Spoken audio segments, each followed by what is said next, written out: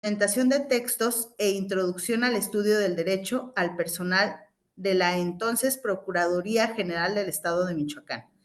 Asimismo, ha sido profesor y presidente del jurado en más de 60 exámenes de titulación a nivel licenciatura en lenguas y más de 40 en posgrado en enseñanza de lengua.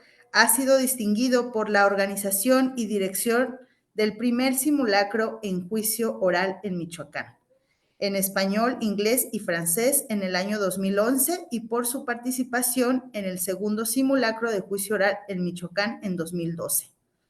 Ha sido traductor e intérprete legal de diversas corporaciones y personas físicas. Muchas gracias. A todos le doy el uso de voz al maestro David Huerta Osorio. Adelante, maestro. Muchas gracias. Muchas gracias, Esmeralda.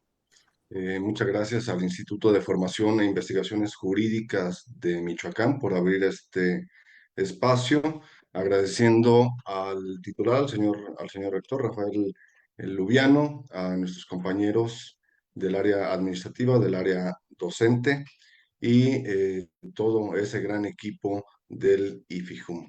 Muchas gracias, Esmeralda. También agradezco la participación de compañeros, de amigos, de traductores, de intérpretes y saludo desde ahora a quienes se van a unir a esta emisión virtual de esta conferencia con un horario posterior o distinto, derivado de las distintas actividades que cada persona tiene que llevar a cabo o los compromisos que debe honrar y cumplir en esta hora. Está siendo videograbada también esta conferencia, de tal forma que puede existir consulta posterior de lo que aquí se está comentando. Agradezco también la posibilidad de, de que me permitan entrar a través de sus dispositivos a sus centros de trabajo, a sus hogares y que compartan esta información estoy seguro será de utilidad para otros traductores, para otros intérpretes, ya sea que estén en formación o que ejerzan la actividad de la traducción de manera profesional. Punto número 1. ¿Por qué traducción? ¿Por qué ilegal? ¿Y por qué traducción ilegal? ¿Es esto acaso un nombre llamativo para una conferencia con la sola finalidad de crear alarma? No. La traducción ilegal es, por definición, el hecho de llevar un mensaje de una lengua a otra, pero sin cumplir con los estándares mínimos necesarios exigidos por la comunidad internacional en el área de la traducción. Cuando no se cumplen los parámetros, los requisitos o las normas en una traducción ilegal.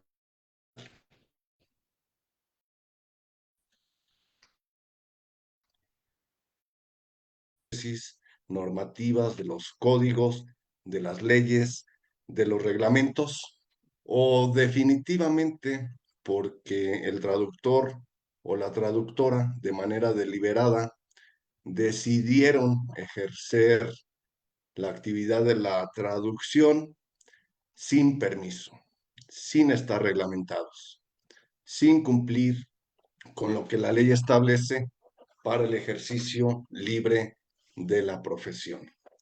Entonces, la traducción es ilegal en Michoacán porque hay dos requisitos, uno de forma y otro de fondo, de los que adolece la actividad de la traducción. Podríamos comenzar con cualquiera de ellos, requisitos de fondo o requisitos de forma. Vámonos primero a los de fondo. La nueva ley, bueno, ya ni tan nueva, pero la nueva ley de profesiones del 20 de febrero del año 2020 establece nuevos parámetros para el ejercicio de la actividad del traductor, particularmente en el último párrafo del artículo 13. Ese último párrafo establece que quienes pretendan llevar a cabo alguna actividad que no esté reglamentada, como lo es el caso de la traducción, deberá apelar al buen criterio del titular de la Dirección de Profesiones para que de alguna manera que tampoco está prevista, se le dote, se le avale como una persona con talento, con habilidad técnica y científica para llevar a cabo la traducción, para hacer la traducción. El mismo artículo 46 y 48, pero ahora del reglamento de la ley de profesiones, ponen dos candados más a la actividad del traductor.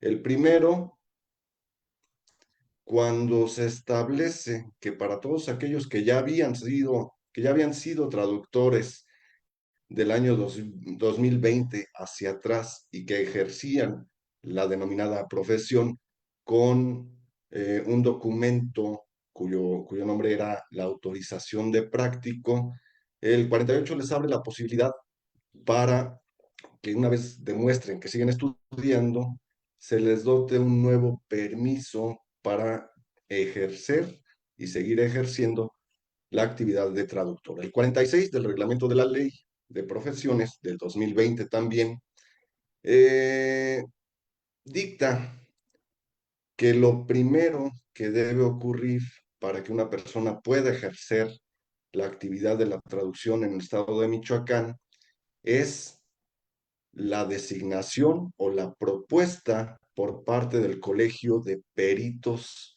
de la materia. Para el caso concreto, un colegio de peritos en traducción.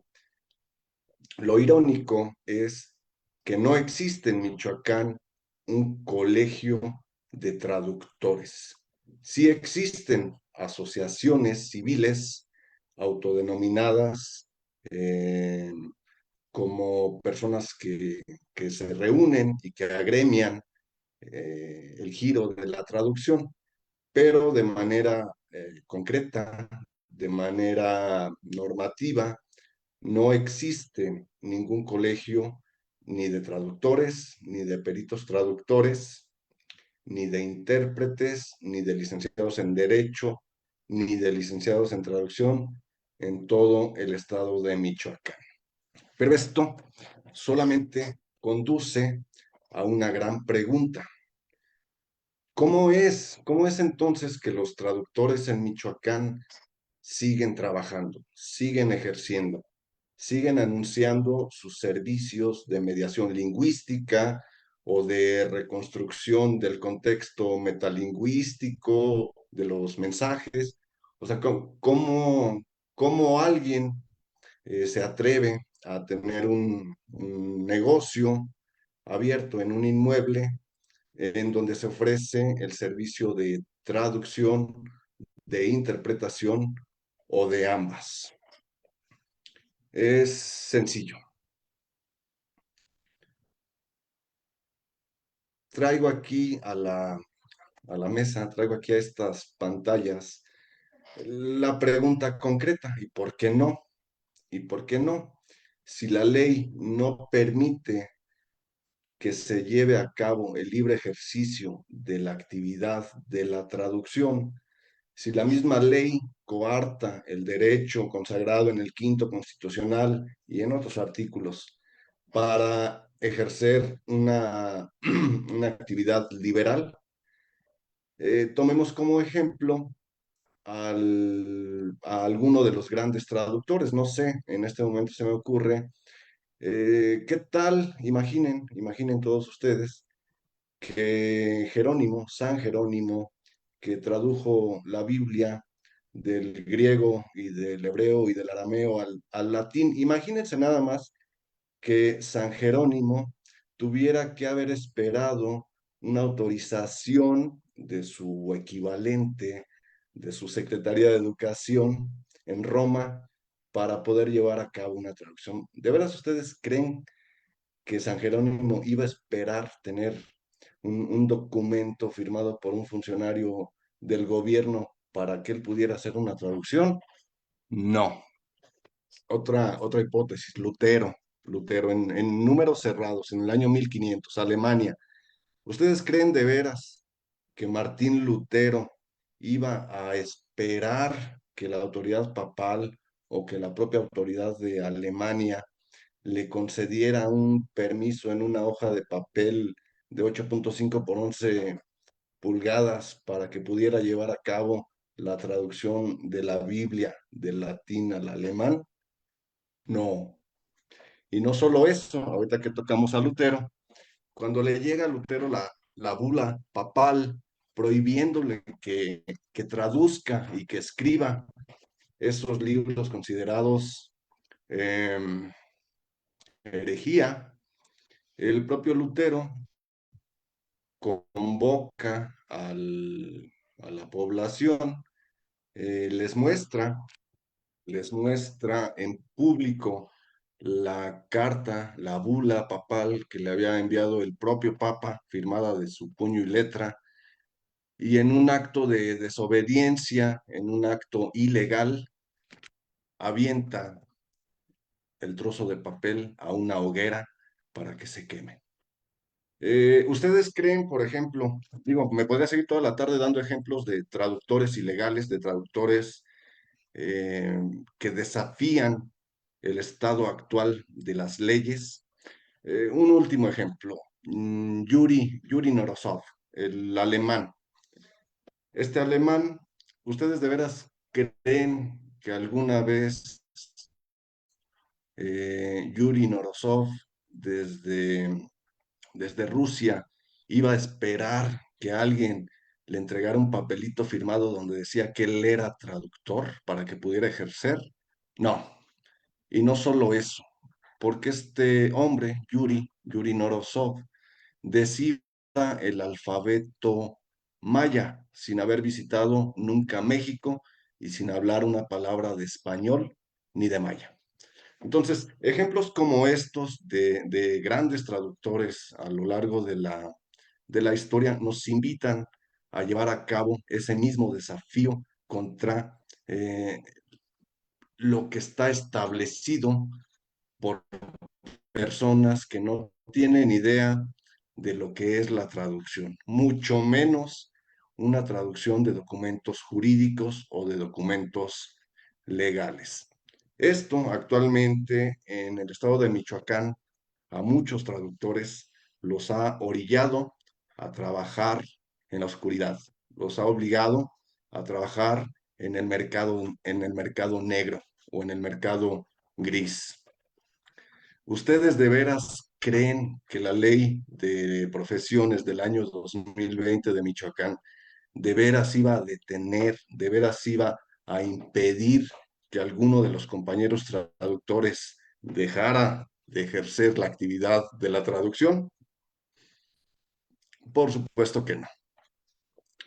Pero hoy ha llegado justo el momento de ya ponerle orden, de utilizar los vehículos que tenemos disponibles todos los traductores para legalizar lo ilegal, para traducir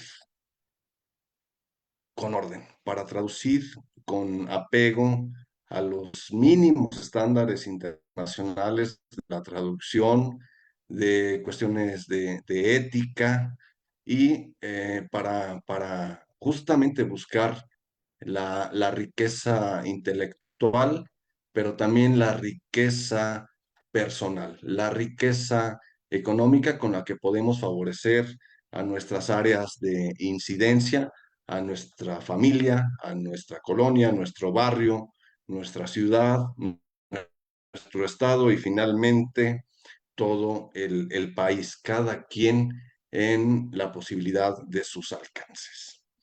Hasta ahorita he hablado solamente de los requisitos de fondo. También, por no dejar de mencionarlo, recordemos que todos los traductores tenemos una responsabilidad penal prevista en los artículos del 299 al 304 del Código Penal del Estado de Michoacán, donde con otras palabras se establece que aquel traductor que altere el contenido de un documento al traducirlo o descifrarlo, se hará merecedor, acreedor de cierto número de años eh, tras la sombra, en las rejas, en una prisión o por lo menos con un procedimiento por haber incurrido o cometido de manera falsificación de documentos. También podríamos nosotros incurrir en el uso de documentos falsos. Si nosotros no tenemos la precaución, por ejemplo, de asegurarnos que una apostille corresponde a una cierta acta de nacimiento, y estamos utilizando un documento que el usuario nos ha proporcionado de manera falsa y nosotros lo traducimos, entonces ya llevamos dos delitos. El primero, la falsificación por alteración, y el segundo, el uso del documento falso. Cada uno de estos delitos tiene su propia penalidad, su propio número de años de castigo, y bueno, no solamente la pena física, la pena que se paga tras las rejas, sino también la cuestión de la responsabilidad civil objetiva, la responsabilidad civil subjetiva, el lucro cesante, la responsabilidad solidaria y el hecho de tener que soportar también de manera económica la reparación del daño ocasionado por una mala traducción. Punto número 2. Requisitos de forma en las traducciones. Es una costumbre, porque no es ninguna ley, es una costumbre que los traductores utilicen o utilicemos un sello de traducción, porque los clientes, las instituciones requieren, piden, exigen y demandan que la traducción esté sellada, que lleve el sello del traductor. Y esto es eso, una costumbre. No existe ningún lineamiento, reglamento, norma nacional o internacional que establezca de qué tipo, tamaño o color debe ser ese sello del traductor. No existe.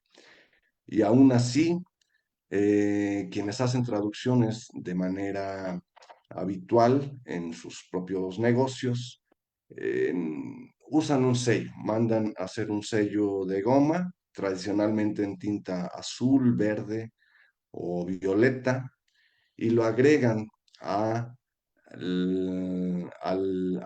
las hojas en donde están vaciando la traducción impresa.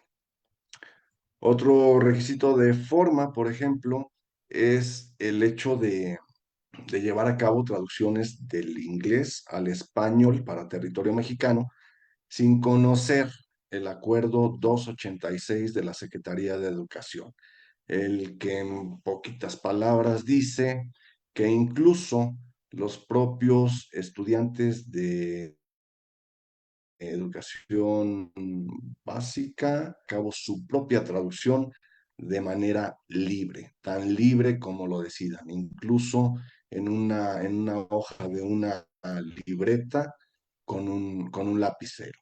En la Secretaría de Educación, en el área de revalidación y equivalencia, todos los días reciben este tipo de traducciones, pero hay quien no conoce el 286 y no sabe que al amparo del acuerdo 286 de la Secretaría de Educación Pública se deben hacer estas traducciones de esta manera. Requisitos de forma también.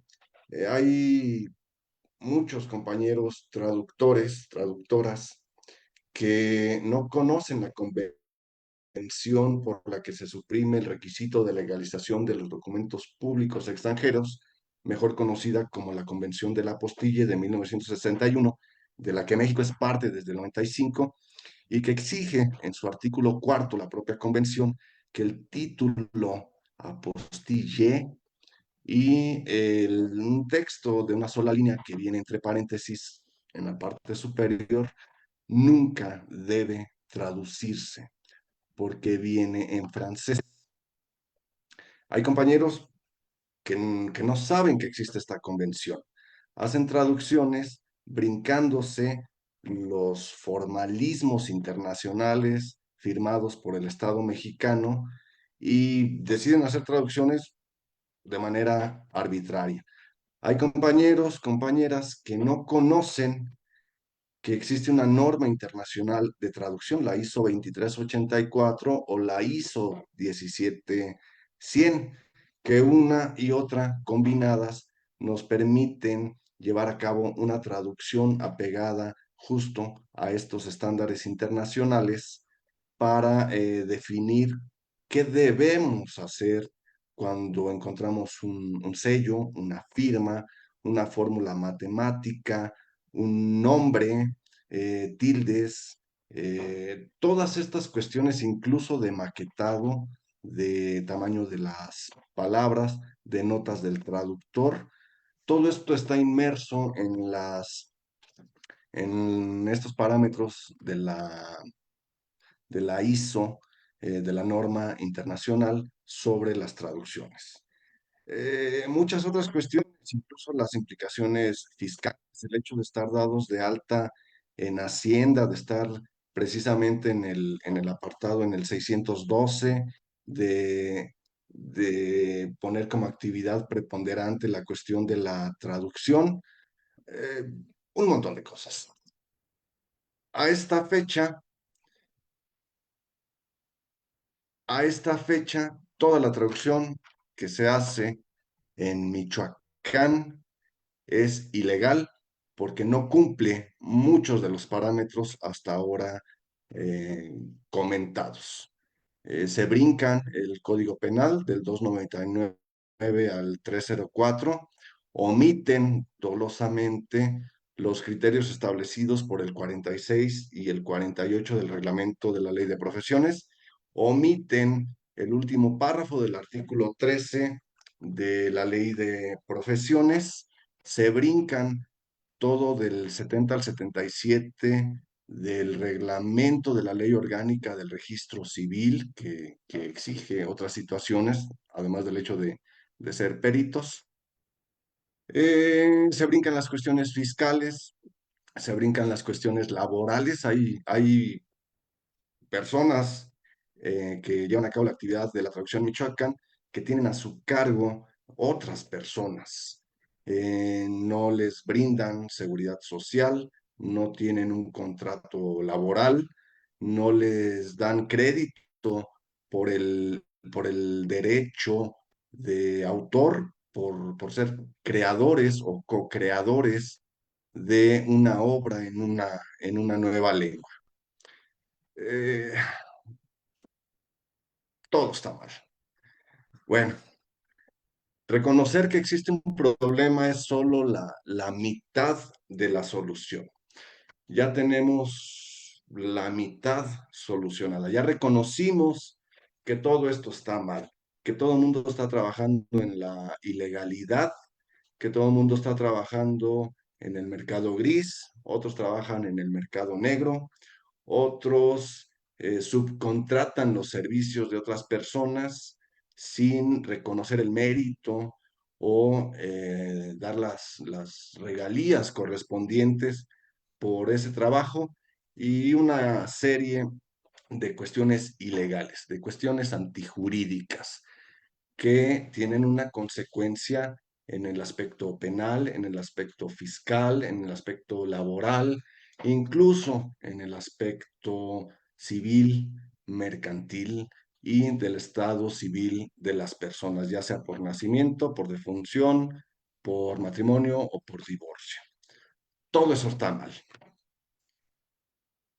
¿Y ahora qué tenemos que hacer? Bueno, hay que tratar de solucionarlo.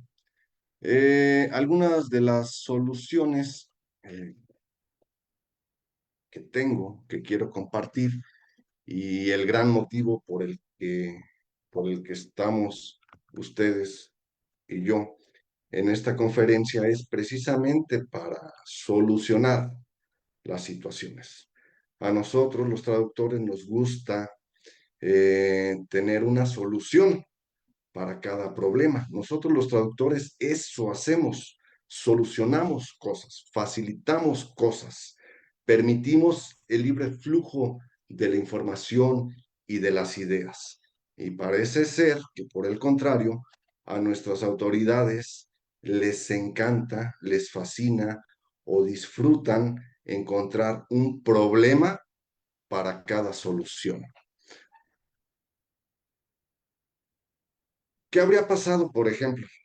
¿Qué habría pasado si en la época de los 60, 70, 80, en todo México, en todo el territorio nacional, ningún traductor se hubiera atrevido, por ejemplo, a hacer la adaptación de las canciones de los Beatles del 62 al 68, 69?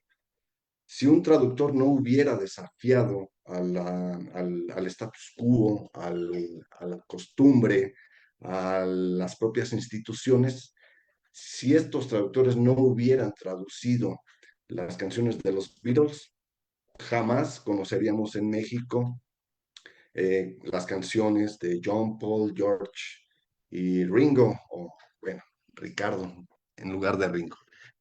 Si estos mismos traductores mexicanos no se hubieran atrevido, por ejemplo, a traer las ideas de la ilustración, a traer, por ejemplo, la cuestión de seguridad social de Inglaterra, de Sir William Beveridge, no conoceríamos el sistema de seguridad social mexicano, es decir, la seguridad social que presta el IMSS o el ISSSTE o algunas otras instituciones. Bueno, su función, John, no es debatible en este momento. ¿Qué habría ocurrido también, por ejemplo, eh, si no se tradujeran las ideas de la Revolución Francesa? No tendríamos una constitución mexicana, porque justo la constitución mexicana es una copia al carbón de muchas de las otras constituciones de otros grandes países. Sin los traductores, sin traductores desafiantes, sin traductores que les guste ir un poco más allá de lo que está estrictamente establecido, jamás tendríamos el mundo que tenemos ahora. Jamás habríamos llegado a este nivel de satisfactores básicos que existen en la actualidad. Si alguien no hubiera traducido las ideas de los iniciadores de las computadoras, del Internet, no estaríamos comunicándonos ustedes y yo aquí a través de esta pantalla. Vamos por las soluciones. Entonces, vamos a aclarar primero, y por favor siéntanse con la libertad de opinar, si la traducción, la actividad de la traducción, esta cosa pues que hacen los traductores, es un oficio, es un arte, es una profesión, o qué es esto. Si alguien dice que es un oficio, tiene un poco de razón, porque el oficio de la traducción es el segundo oficio más antiguo del mundo y en realidad se parece mucho al primero. Sí, sí es un oficio. Alguien que diga que la traducción es una profesión, sí, también tiene algo de razón, porque sí, sí se exige, sí se espera un mínimo de requerimientos técnicos, científicos, para llevar a cabo el intercambio de palabras de la lengua de salida a la lengua de llegada, o de la lengua fuente a la lengua meta, o como cada quien le quiera decir. Eh, es un oficio, es una profesión, es una combinación de ambas, o no es ninguna de las dos. Ahí está la otra parte, el otro 50% de la solución. Primero, definir si somos artesanos, si somos artistas, si somos profesionistas. Y como todos ustedes son lingüistas, yo sé que pueden distinguir lo que es un sustantivo de lo que es un adjetivo. Actualmente, todas las leyes relacionadas con la función o la actividad del traductor en Michoacán establecen que deben realizarse ciertas traducciones, ciertas mediaciones por un perito traductor. Y allí está una de las primeras claves que vengo a proponerles hoy. El sustantivo es perito y el adjetivo es el traductor. Y no, gramaticalmente, semánticamente, es y debe ser justo a la inversa. Nosotros somos traductores expertos, somos traductores peritos. Es pura gramática, es pura semántica, es pura sintaxis, pero ahí está una de las primeras soluciones. ¿No me creen? Acérquense a una institución que está al poniente de la ciudad y podrán notar en documentos que de unos años para acá dejaron de autodenominarse peritos peritos en criminalística, peritos en dibujo, peritos en hechos de tránsito de vehículos de motor terrestre, peritos en tal cosa. No, ahora son personas peritas persona perita en hechos de tránsito, persona perita en dibujo y así sucesivamente.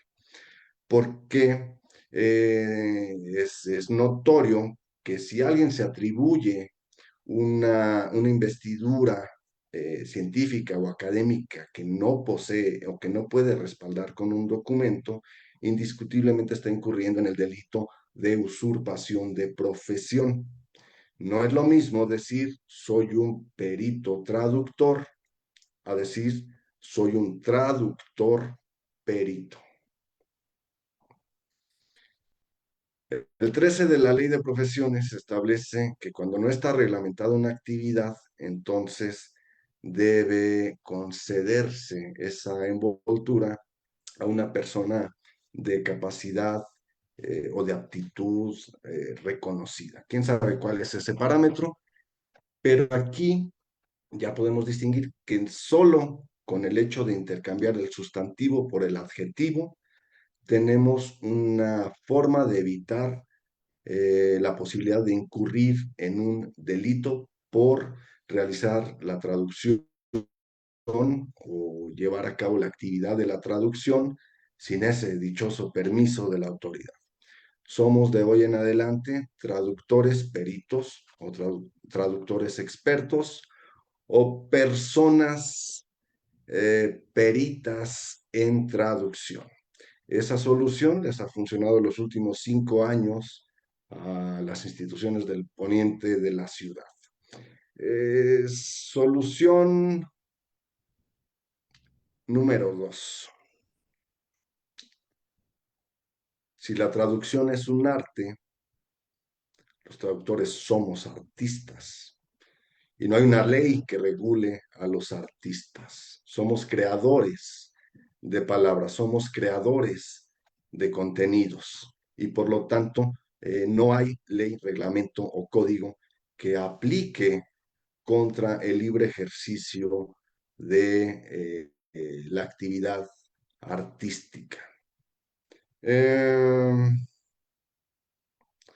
¿Cuáles otras soluciones tendríamos? Muchas más. No veo manos levantadas, no veo mensajes, no veo comentarios.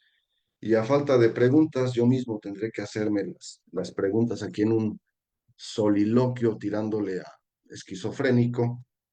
Eh, ¿Qué debemos hacer? ¿Cómo debemos hacerlo? ¿Cuándo debemos hacerlo? Lo primero, además de utilizar el lenguaje, la semántica y la sintaxis a nuestro favor, además de intercambiar el sustantivo por el adjetivo, además de autopercibirnos como artistas del lenguaje o como artistas de la traducción, también hay un tercer camino. Este tercer camino es la resistencia civil. El delito de resistencia sí está contemplado en el Código Penal del Estado de Michoacán y tiene una penalidad de entre 2 meses, no, entre 6 meses y 2 años de prisión. Los que son abogados y estén conectados saben si un delito que tiene una pena de entre 6 meses y 2 años, su término medio aritmético es o corresponde a uno de los delitos cuyo catálogo tiene prevista la pena privativa de la libertad de manera oficiosa o justificada. Con lenguaje no tan técnico, esto quiere decir que si cometemos alguno de nosotros el delito de resistencia, podríamos tener una pena privativa de la libertad de entre 6 meses a 2 años, cosa que no es de preocupación. Los abogados que estén conectados saben el motivo.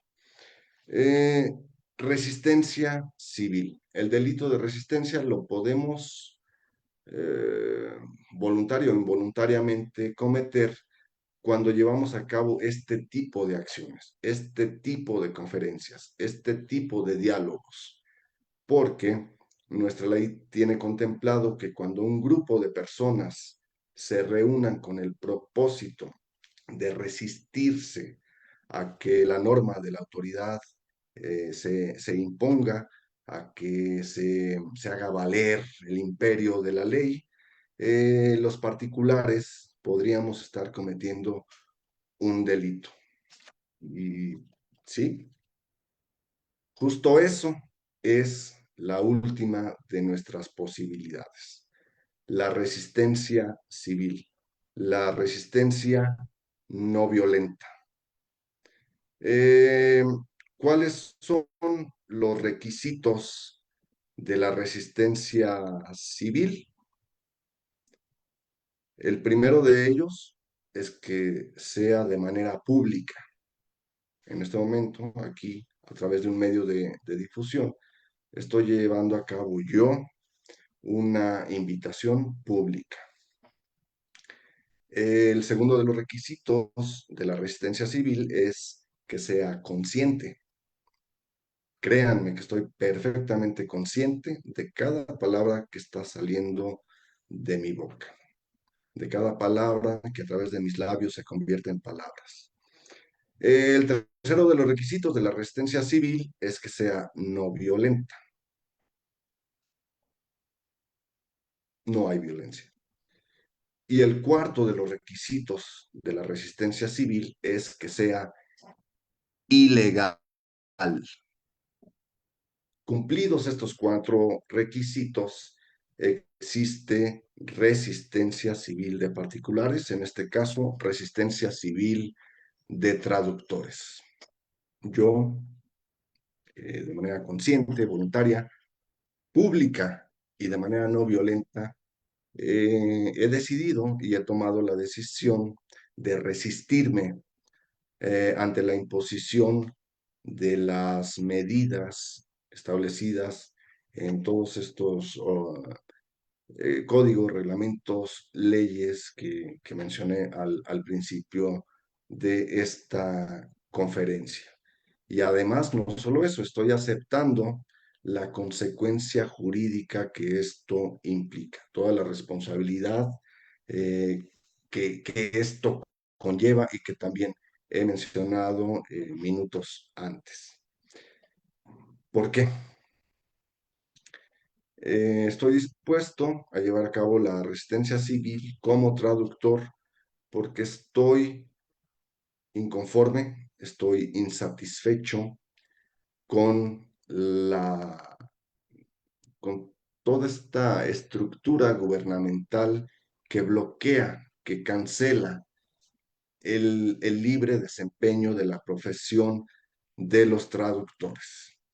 Y las maneras no violentas de llevar a cabo esta resistencia son distintas. Y para cada persona la decisión puede ser diversa. El primero es justamente ofrecer los servicios de traducción autodenominados, autopercibidos como artistas del lenguaje o como traductores expertos o como traductores peritos. Hacer la oferta, el ofrecimiento público de estos servicios una vez que se lleva a cabo el contrato de prestación de los servicios con el cliente, eh, entregar un documento, una traducción apegada a los estándares internacionales de traducción. Esto es la ISO 2384 y la ISO 17100, porque norma mexicana de traducción no existe.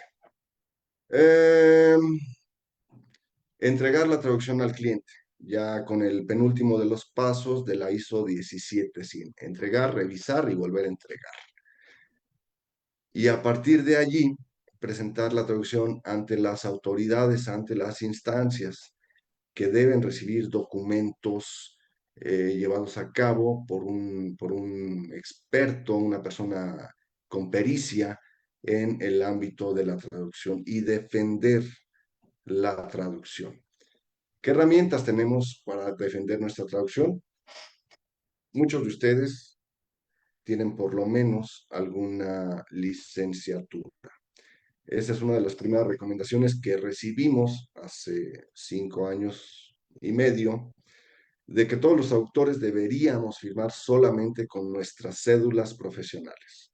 ¿Con qué más podemos soportar, robustecer, evidenciar un conocimiento profundo de las lenguas con cualquier examen internacional de dominio de la lengua, preferentemente que esté convertido al marco común de referencia europea para las lenguas y si no, por lo menos en puntaje, pero que los puntajes tengan equivalentes.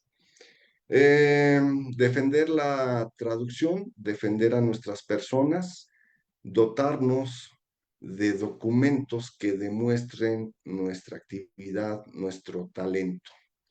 Presentarnos ante las autoridades, entregar las traducciones y en caso de tener una negativa, ya sea que esta negativa sea muy evidente o que opere la negativa ficta, entonces tomar el camino de la interposición del juicio de amparo por por una deficiencia en las autoridades que están obligadas a recibir traducciones. Eh, Estamos expuestos los traductores a cometer delitos todos los días. Desde la primera palabra que empezamos a traducir, ya tenemos un pie adentro de la cárcel, porque el Código Penal sigue estableciendo que cometemos el delito de falsificación de documentos al alterar el contenido de una frase, de un sintagma, de un documento. ¿Quién decide cuándo sí está alterado el documento y quién decide cuándo no está alterado un documento? ¿Cuáles son estos parámetros? Hay dos grandes teóricos que nos tienen la respuesta. El primero de ellos es Valentín García Yebra y el segundo es Yevgeny Yevtushenko. Valentín García Yebra nos dice, está sencillo, está bien fácil, traductor, hey, ven, siéntate. Hay tres reglas para llevar a cabo una traducción. La primera es que el documento traducido diga todo lo que dice el documento original. Ok, paso número dos, no decir nada que el documento original no diga, no inventes. Paso número tres, procurar que exista un equilibrio natural, si es que eso es posible, entre la lengua de salida y la lengua de llegada. A esto viene Yevgeny Yevtushenko, y lo aclara con una frase de él mismo, que me voy a permitir entrecomillar, porque cuando Yevtushenko hizo famosa esta frase sobre la traducción, el tiempo y el mundo giraba a un ritmo distinto. Entonces, abro comillas, Yevtushenko dijo, la traducción es como la mujer. Eso dijo, lo dijo Yevtushenko. La traducción es como la mujer, porque la que es fiel no es bonita y la que es bonita no es fiel. Cierro comillas, hago énfasis que estas palabras fueron pronunciadas por Yevgeny Yevtushenko, historiador, traductor, intérprete y poeta autodenominado. Pero sí es cierto, si reunimos los tres parámetros de García Yebra y esta afirmación categórica de Yevtushenko, podemos tener los mínimos soportes técnicos y científicos para llevar a cabo una traducción de una lengua a otra lengua.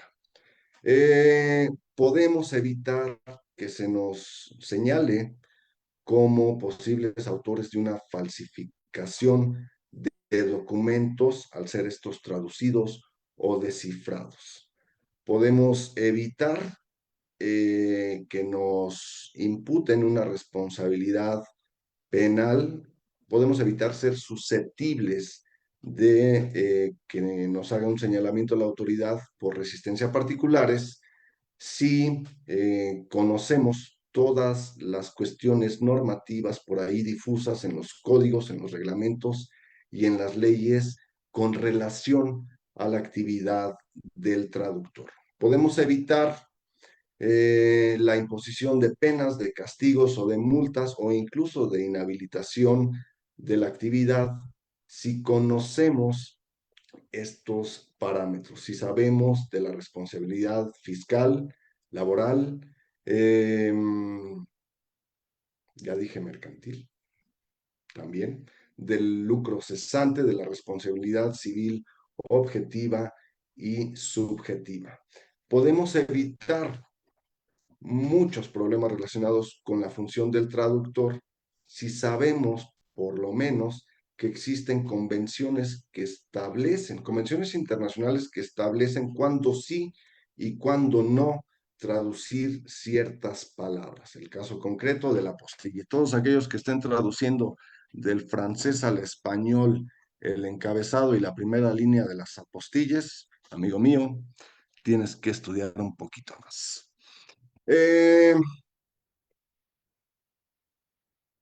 no solo eso, a últimas fechas, un grupo de traductores, desde inicios de este año, hemos decidido unir fuerzas a través de los grupos virtuales, a través de las redes sociales y también cada 2 sábados de manera presencial, entrenándonos, habilitándonos de manera profesional a nosotros mismos y estamos consiguiendo un documento que demuestra, que evidencia, que acredita que tenemos las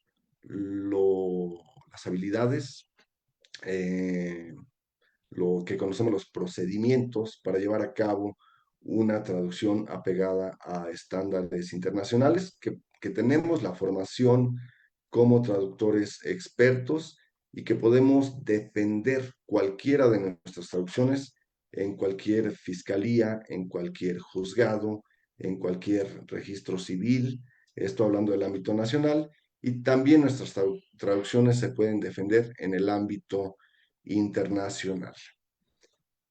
Si hay alguna pregunta, este es el momento. Y si no hay preguntas, solamente para hacer el cierre de esta intervención. No, no hay preguntas. De cualquier manera, quienes nos estén viendo de manera asincrónica, quienes se vayan a conectar más tarde o en próximos días, pueden dejar por aquí las preguntas, las interrogantes, los comentarios pertinentes con esta situación, con la cuestión de la ilegalidad de los traductores en Michoacán. Les agradezco la participación, la intervención, la presencia, el hecho de que hayan compartido una hora de sus vidas con la mía. Estoy a sus órdenes, me conocen y saben dónde encontrarme. Muchas gracias. Muchas gracias, maestro David. Una excelente conferencia, excelente información que nos acaba de brindar a cada uno de los que se conectaron por este medio. Agradecemos enormemente su participación, maestro, y su colaboración dentro del Instituto IFIJU. Haremos entrega de su constancia por este medio virtual. Si me apoyan por ahí mis compañeros a compartir la constancia del maestro, por favor.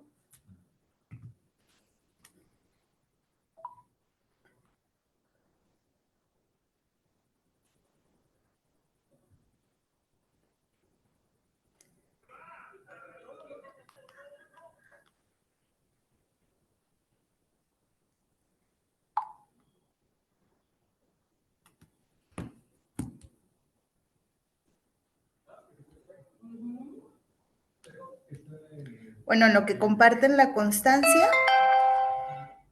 vuelvo a hacer mención, si alguien tiene alguna pregunta, algún comentario hacia el maestro, hacia su conferencia, lo puede hacer mediante el chat o puede encender también su micrófono.